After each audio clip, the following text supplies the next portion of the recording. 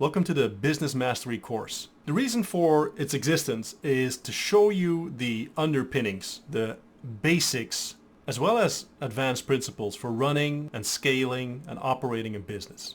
Whatever field you try to go in, whatever way of making money you pick, knowing how a business runs, knowing how a business scales, knowing how a business works will help you in innumerable ways.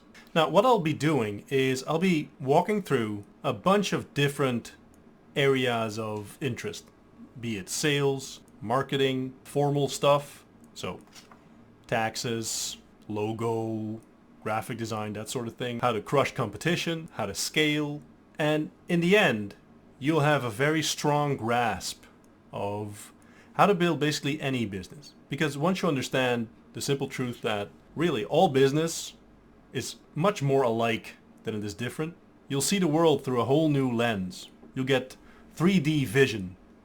You'll actually become a businessman. Let's get started.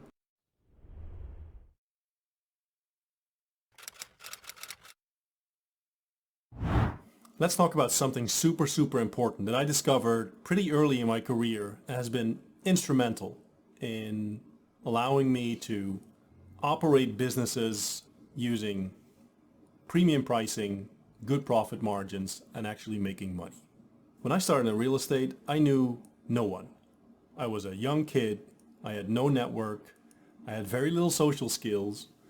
I didn't have any silver spoon or anything, so my sphere of influence was very small. Now, as a real estate agent, I was supposed to find clients for my services, like any other business owner. And one of the tricks that they taught us was you farmed. And what they meant by farming was you picked an area, like a couple of streets or some zip codes, doesn't matter. You pick an area, let's say 500 to 1,000 homes, right? And what you do is you start sending them mailings and even being seen in the direct surroundings there, and you become the local real estate agent, their local real estate agent. And I thought that was a pretty solid idea. The next question was, which area are you going to pick? And that forced me to make some choices. Like, are you going to pick very expensive homes? Going to pick very low-priced homes? Because as a real estate agent, the more expensive the house, usually the higher your commission. So a lot of people in my company went for the expensive homes. My first idea was dead wrong. So what I want to get across to you in this course is not so much that you need to be perfect at everything and be perfect at first try. I certainly was not. I made a massive mistake. My first idea, because there was so much data, I had no idea what was important. So I just decided, let's take the surrounding area around the office, because that's easy, right? I just walk out the door, there's my area, the office is in there, so it seemed like a smart idea. And the office where I worked was located in like a small, more rural, village-ish surrounding. And I was not from there. And I started doing it, and after, 2-3 months, nothing was happening. And not even nothing was happening, but I had multiple complaints from people whining about me sending them mailings.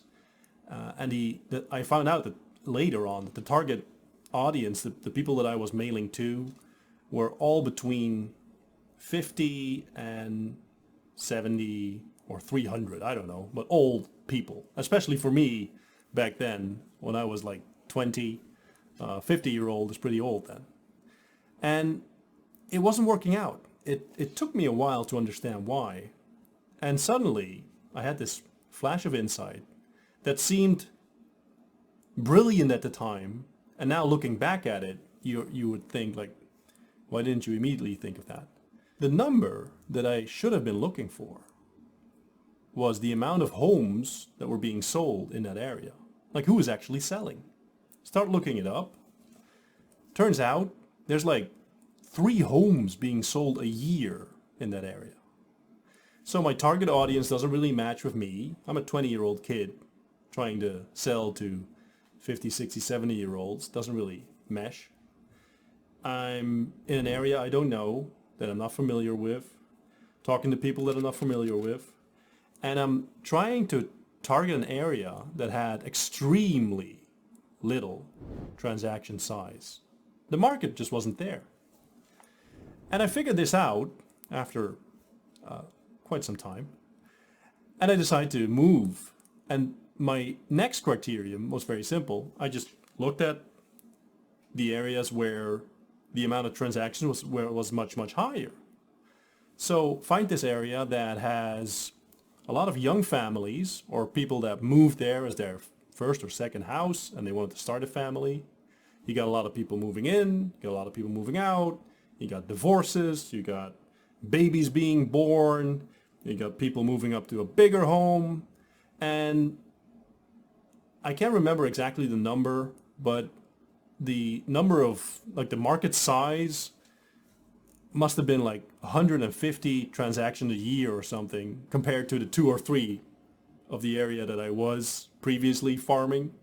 So I start farming there. Now I'm talking to young people as well, that those matched better with my profile. I'm sowing a much more fertile soil, and I started getting success pretty quickly.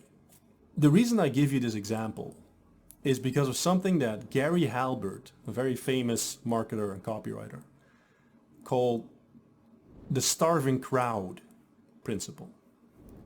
And he did this seminar and he asked, like, let's say you and I were going to start a hamburger joint, right? We're going to start a hamburger place and you can have any advantage you want.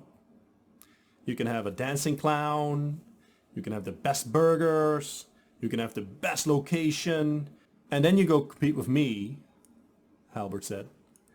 And he said, I only want one thing. You pick anything you want as long as I can get a starving crowd. And that's such a solid principle when you're looking at your target audience, your target customer, like whatever service you're looking to sell. Make sure you're targeting people that actually want what you sell, need what you sell, can be fired up about what you sell, can buy what you sell. Target the starving crowd. Don't sell shoes to people without feet. Don't sell steaks to vegans. Think about your target audience and what they want. Think about your starving crowd and make sure that you're setting yourself up with the best possible odds for your business.